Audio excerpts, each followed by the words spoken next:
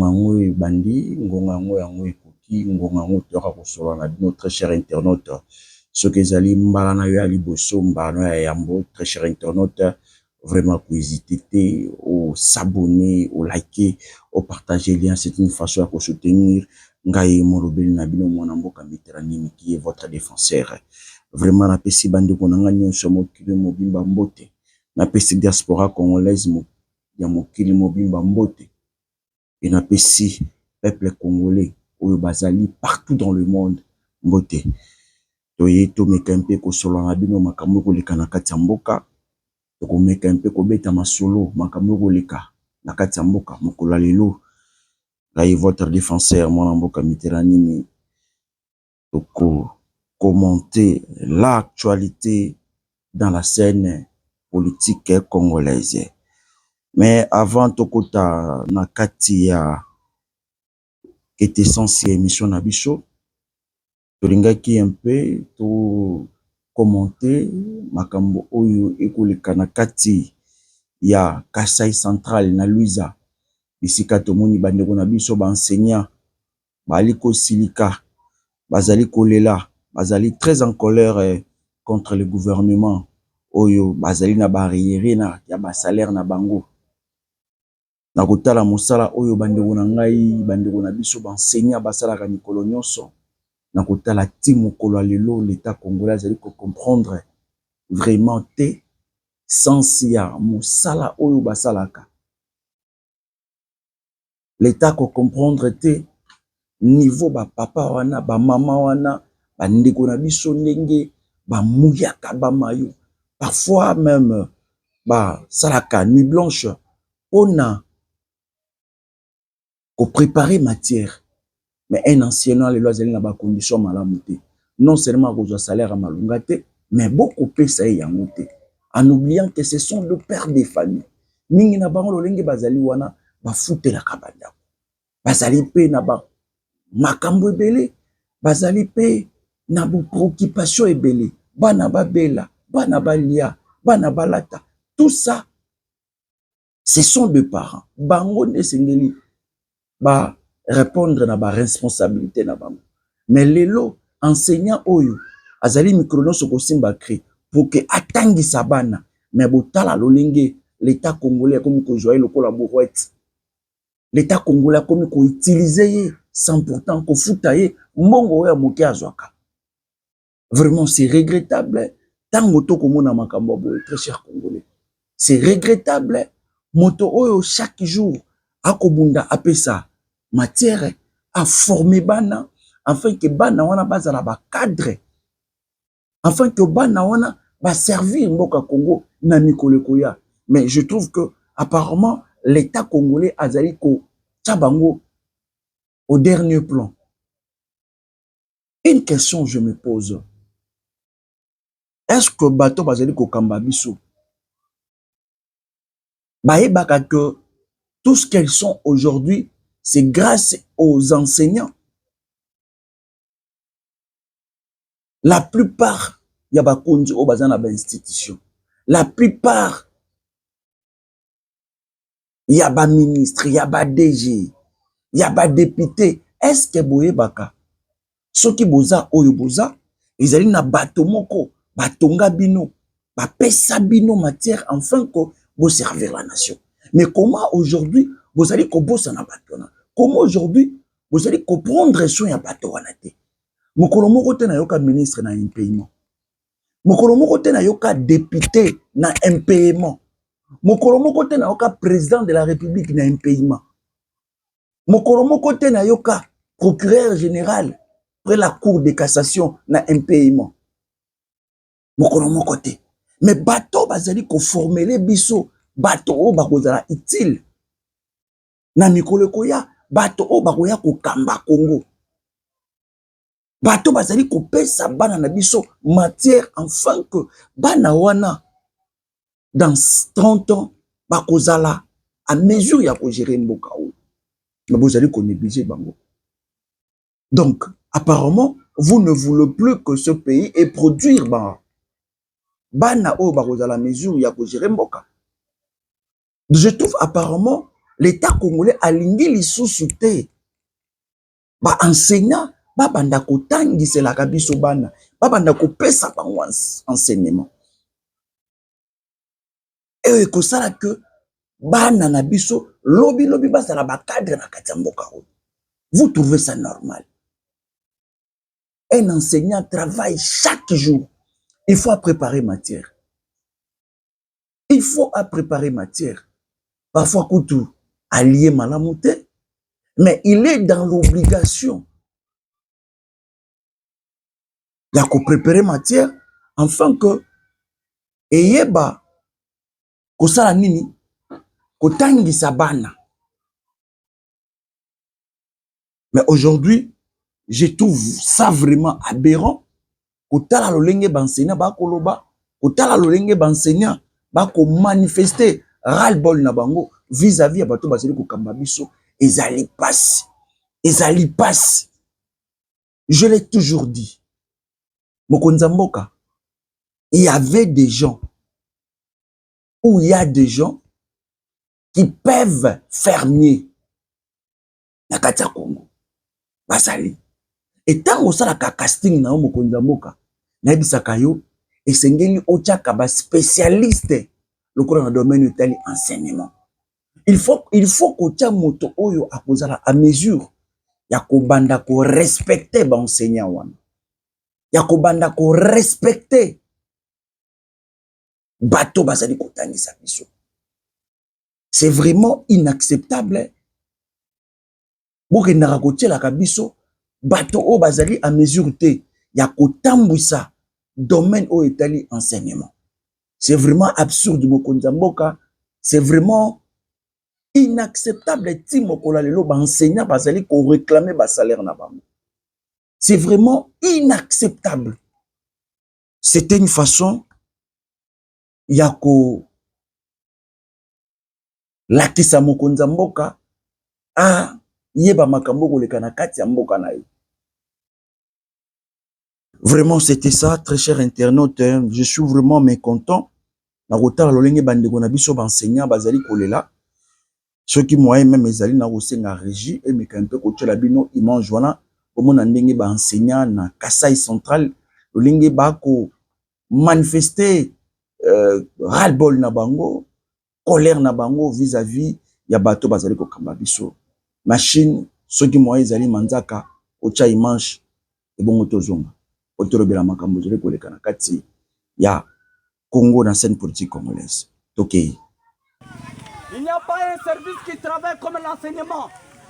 Tous les agents de la fonction publique sont dans les champs. Ailleurs, mais chaque le 28 du mois, le salaire est perçu. Les enseignants sont inclinés devant leur table, en train de préparer des matières. Ils travaillent chaque jour, matin, midi, soir. Mais ce sont les agents les plus marginalisés du Congo. Cinquième roue. Pour ce faire, nous vous prions de bien vouloir vous impliquer personnellement. Parce que notre argent était déjà décaissé par le gouvernement de la République de 2 mois. Mais la Caritas nous a... Voilà, je pense que vous avez suivi, vous avez vu comment les enseignants bazali ko présenter ba doléance na bango vis-à-vis à bato bazali ko kamba biso. J'interpelle le président de la République. Ya kokota makambo ya banseignant wana. Parce que bango pe bazali ba congolais, bazali ba père de famille, bazali ko tangisa bana pe na ba université, bazali pe na ba responsabilité belé. Je demande au chef de l'État à kota atala likambo ya bandeko na biso ya ba enseignant o ya Kasai central bandeko na biso ya Louisa, parce que ce sont des Congolais, ils doivent être traités de la même manière, de la même façon que ba député. Atana salaire wana ya muke, atana salaire wana maigre, mais esengeli na bango ba bandaka kuzwa. Ba bandaka kuzwa. Ça va permettre aux enseignants wana ba répondre na ba préoccupation oyo ezali ko déranger bango, na ba problème oyo ezali pe ko guetter bango.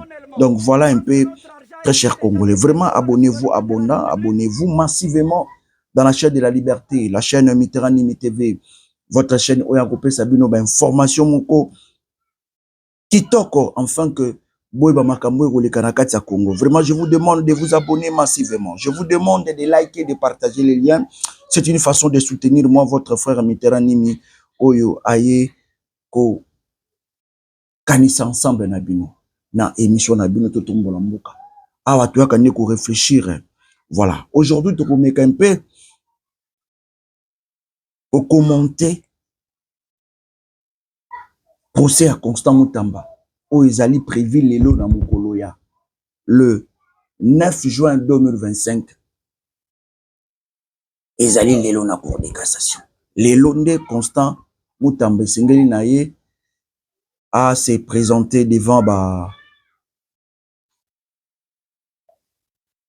à se présenter na bavoka naye à porter défense naye.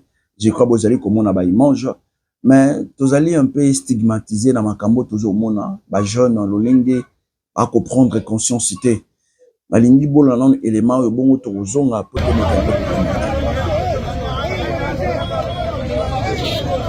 Voilà, je pense que vous avez vu lolenge Constant Moutamba azali ko kita na domicile naye, azo kita na résidence naye, je ne sais pas l'appeler sur résidence parce que je ne sais pas ce que vous allez résidence, vous allez domicile.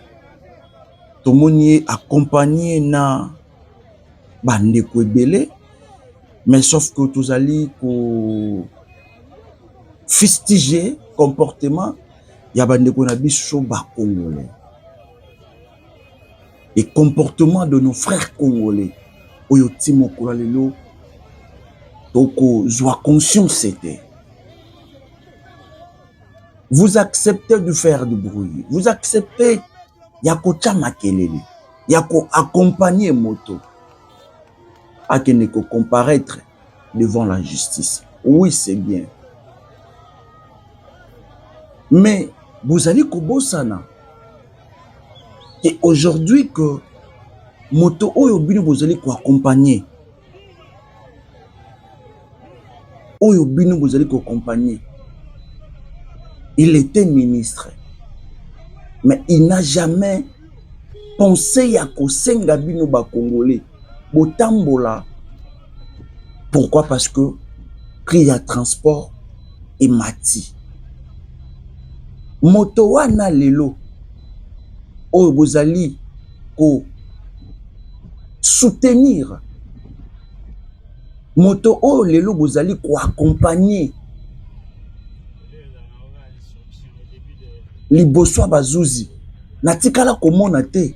Mokolo moko a organisé même une marche pour lolenge la vie est comme chère. Lelo ata lipa et mati. Nyonso et mati.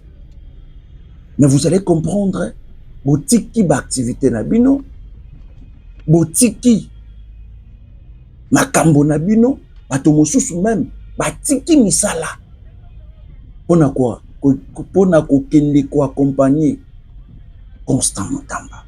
Je me pose des questions, peuple congolais, jusqu'à quand tu as conscience? Jusqu'à quand tu as conscience? Jusqu'à quand? Lelo peuple oyo tozali na bandela malamute. Il y a une insécurité. Aujourd'hui, il y a trop de détournements. Aujourd'hui, maï passi, transport et mati, mais mokolo mokote, na mona peuple congolais, ala mukatongo tongo, abima na balabala, pour na ko exiger, maïe ba na mikolo nyonso, pour exiger, ba embouteillage ici là, pour exiger, lipa ekita, prix à transport ekita, na tikala komona ngo mokolo mokote. Mais vous acceptez d'aller accompagner un millionnaire oyo yo ndenge ozali wana tango mususu na tongo ango otikali même pas kolia otikali même pas komela ti, mais vous préférez d'aller accompagner une personne oyo aza millionnaire oyo atikala mokolo moko te ko penser ko plaider via makambo zali koleka na kati ya République démocratique du Congo. vie sociale ya ba Congolais. Oh, ezali besoin physiologique, j'allais dire. Vous acceptez aujourd'hui d'aller accompagner les gens. Ou accompagner un monsieur au Bazali ou accusé d'un détournement. L'inconscience du peuple congolais. L'inconscience du peuple congolais. Bandeko bozalaka na mikili ya poto. Bandeko bozali na diaspora ya Francia. Je ne sais pas. Tango bomonaka makambo boye na Congo, elobelaka bino nini?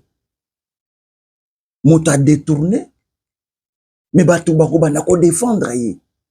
Moto a yibi, okomona il y aura des gens bako banda ko sala ba déclaration. Mais mbongo oyo moto wana yibi ezali nde mbongo na bango. C'est comme si bazali ko betela maboko moto azali ko faire souffrir bango. Moto a détourné mbongo ya ba millions de Congolais. Okomona babana ko betela maboko. Okomona bato baboni oleka na ba etandolike pour na ko défendre bato wana. Je ne sais pas bandeko na biso o bozali na Autriche, na Canada, na France, na Belgique. Soki makambo boye esala makape bipai o bino bozali. Peuple congolais, je vous demande à une conscience. Nous devons être exigeants na bato bazali ko gouverner biso. Na ko accepter peuple congolais abima na balabala. Pourquoi? Parce que babomi congolais moko na Bunagana. Parce que babomi congolais moko na Goma. Là je suis d'accord. Na ko accepter congolais abima na balabala. Pourquoi? Parce que nzela ya rompongaba pour que nous vers une tendance. Ça fait au moins déjà 3 mois toujours kende. Plus au moins dans les 4 mois. Ba travaux ezo kende na lanterne moko bokondi mate. Mais so ke na sous région awa banda ba bandi ko bétonner nzela wana pour kota super et ça lit même pas une semaine. Tozomona rapidité moko. Est-ce que tu allez comprendre? Na linga ki na accepter to bima na balabala pour to senga na gouvernement congolais. Asenga bato bazali ko sala nzela ya rompongaba o eketi intendance ba accélérer misala na bango. Et dommage peuple congolais okomona na banti valeur.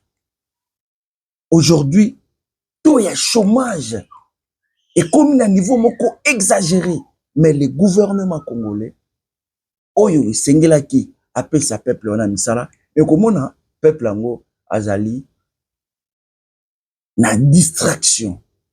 Okomona peuple wana akobanda ko accompagner bato bazali ko faire souffrir. Vraiment, peuple congolais, je vous demande à une conscience. C'est anormal. Si mon lelo, peuple congolais, toujours soit conscience. Je vous demande à une conscience patriotique. Nous ne pouvons pas soutenir des gens au bazali qu'on faire souffrir miso. Nous ne pouvons pas soutenir bato oyo bazali ko sala été peuple congolais azanga kamai. Nous ne pouvons pas accompagner bato bazali ko faire souffrir miso. Nous ne pouvons pas les accompagner. Au lieu de ça, exigeant vis-à-vis ya bato bazali ko gérer biso. Mais apparemment, tokoma ko sanjo la bato wana. Bato bazali ko nyoko la biso. Bato oyo ba ko pesa biso social a malongate. Apparemment, tokoma ko kumisa bango. À la place tous ala ba exigeant. À la place to senga bango ba sala plus. Mais dommage. Tozali ko mona plus biso ba congolais comme si tozali ko betela bango maboko. Bato bazali ko nyoko la biso. Bato bazali ko détourner mbongo na biso, mbongo à l'état. Oyo ko servir na ba projet ambitieux pour na peuple. Mais comment na mbongo wana moto moko a détourné ngo et peuple wana omoni na balabala azali ko accompagner un leader oyo a détourné. Vraiment apparemment biso ba congolais tozali sous na conscience te. Donc comprendre que c'est l'état ou le gouvernement ne azali na obligation vis-à-vis na biso. Que senge na biso to lamuka. Nazali ko senga na peuple congolais alongo na distraction. Nazali ko senga pa peuple congolais na conscientisation. De comprendre que nous devons être très exigeants. Très exigeants. Nous ne pouvons pas accepter ya ko soutenir ka banti valeur. Ya bateau ba ko sala biso mabe. Ya bateau baza incapable. Ya ko silisa même embouteillage. Bateau baza incapable. Ya ko kitisa même prix à transport. Nous ne pouvons pas accepter ça. Nous ne pouvons pas accepter de soutenir bateau bazali konyoko la biso. Nous ne pouvons pas accepter de soutenir le détourneur. Bateau ba ko sala ete que bandeko na biso bazanga mai. Nous ne pouvons pas soutenir ce genre de choses. Lorsque vous soutenez bateau o bazali konyoko la biso, cela veut dire que vous allez soutenir, vous allez bete la maboko bateau bazali na banti valeur. Et loko tous allez koboya, nous la jeunesse congolaise. Tous allez kosala étude moko comparative. Na kotala na bamboka mususu. Okomona lolinge peuple on azali conscient. Tango moni makambo ezali ko marchete, okomona peuple on a bimi na balabala. Okomona peuple wana azali ko réclamer ba droit oyo yaye. Makambo oyo esengeli basalela yi. Mais pas la bicho za la bongo te. Et pas la bicho za la bongo te. Donc vraiment c'est une façon ya ko interpeller la conscience du peuple congolais oyo azali kolala. Na wuti koloba na bino lelo ezali procès ya Constant Mutamba. Normalement il a fallu déjà azala na salle bisika oyo esengeli na ye apporter ba élément de défense na ye. Mais dommage tokotanga na ba internet bato mususu balobi non na comité. Mais na wuti kotanga source moko batu koloba que Constant Mutamba awuti kokoma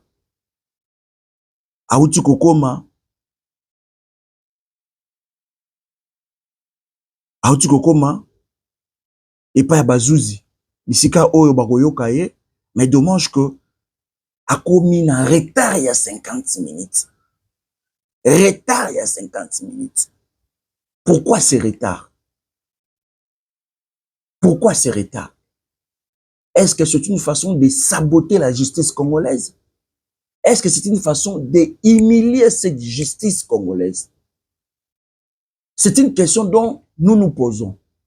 Parce que Constant Mutamba, le saviez depuis, ça fait plusieurs jours, il a fallu Mokola le 9 à comparaître devant la justice. Mais nous avons compris, apparemment, c'est une façon de saboter cette justice pour nous dire que Yé Azali, les colos et la justice. Lui n'a peur de personne. Lui ne peut pas comparaître devant cette cour. Azali, haute cour. Vous voyez. Oyo, Constant Mutamba, Azali ko humilié.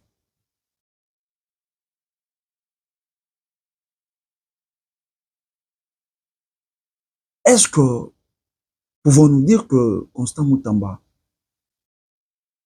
c'est quelqu'un de sorte, il est arrogant?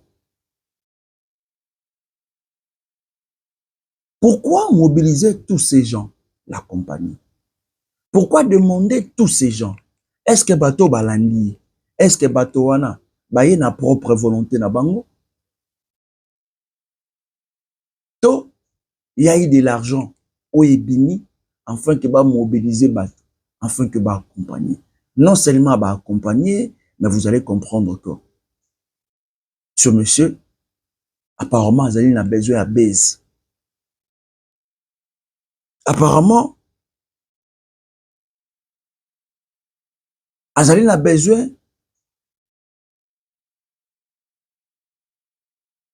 à populariser procès oyo.